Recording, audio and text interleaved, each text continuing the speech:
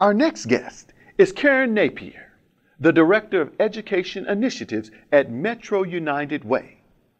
Karen and her staff work closely with community-based agencies to provide technical assistance and other resources so that nonprofit agencies can help children from kindergarten through high school. Karen has over 20 years' experience working in the nonprofit arena and working for local and state governments, including her work with First Lady Jane Beshear and the Governor's Office on the Graduate Kentucky Initiative. Karen, we were actually out on the street asking people what the current graduation rate is. Of course, this episode focuses on kids and education. And here in the state of Kentucky, I hear you know a lot about that because you're the Director of Education Initiatives for Metro United Way. Could you tell us a little bit about the graduation rate, the current graduation age, legislation that's surrounding it here in Kentucky? Well, in Kentucky right now, we're struggling with graduating our young people on time. We have a graduation rate of a little over 77%, close to that. And what that means is that 1 in 4 of our young people are not graduating from high school. The age that a person can opt out of going to school is at age 16 with parental consent. There's a couple of bills, there's one in the House, there's 2 in the Senate.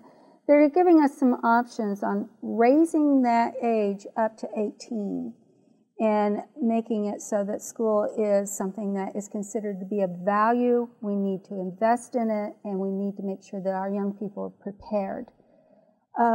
We do know that a person that graduates from just high school is going to make almost $11,000 more than a person who doesn't. In these times of high unemployment, as we see, how does this affect the economy of Kentucky overall, would you say? Billions of dollars we're not bringing in. They can't earn it because they don't qualify for the jobs. We know that by the year 2018 and 2020, most of our jobs are going to require advanced training beyond high school. I certainly appreciate your passion surrounding this as well, because there are nonprofit agencies that try to address this situation, correct? Correct. There are a number of them. As our First Lady Jane Beshear here in Kentucky, one of her initiatives is raising awareness about the dropout rate, how high it is here in Kentucky, and why it's so important, as I said, for these young people to graduate and to stay in school. So I was able to go across the state from northern Kentucky all the way out to Paducah and eastern and southern Kentucky, and I was allowed to really see what these communities are doing for these young people. It's amazing. I also wanted to speak to you about Kentucky Child Now. Yes. Tell me a little bit about that nonprofit agency. I worked for Kentucky Child Now for 3 years. Unfortunately, because of the economy here in the nation, we could not sustain and keep our doors open. Okay, Kentucky Child Now is no more. No more. We did have to close our doors. N-O, no more. No more.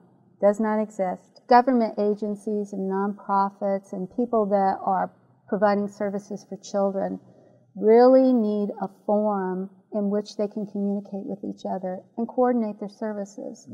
So out of those discussions was born Kentucky Child Now. Obviously, the goals that you had, the initiatives, all worthwhile. As Yes. you sit here and express them, we can readily see the impact that it would have on our young people today. It didn't work. And I think that's something that a lot of nonprofits can fall into. They have these wonderful aspirations of, I'm going to make a difference here. I'm going to do this thing. And they have this vision and they have that motivation. But sometimes the finances just doesn't keep up with it. So how can we help nonprofit agencies stay nonprofit agencies and not end up being no more? It's taking that knowledge and knowing that we have to build a system. We have to build this collaboration for everybody to be involved and have ownership. My last question to you, as you expressed it so nicely, but I want you to make it clear, what happens without? What happens without? We have a community that struggles, a community that fails, We have people that are not talking to each other. We have people that are staying in their homes and not having a connection in that community, not having a place where they feel that they can go and help. Nonprofits give us that opportunity. They give everyone a chance to volunteer, to read to a child, to be a mentor, to be a peer. That's what would happen if we didn't have them. Well, Karen, we certainly are appreciative that you're not letting that happen, and you're helping us with the awareness of our nonprofit agencies. Thank you so much for being here, and please join us again. I look forward to talking to you more about that. Okay. Thank you. Thank you.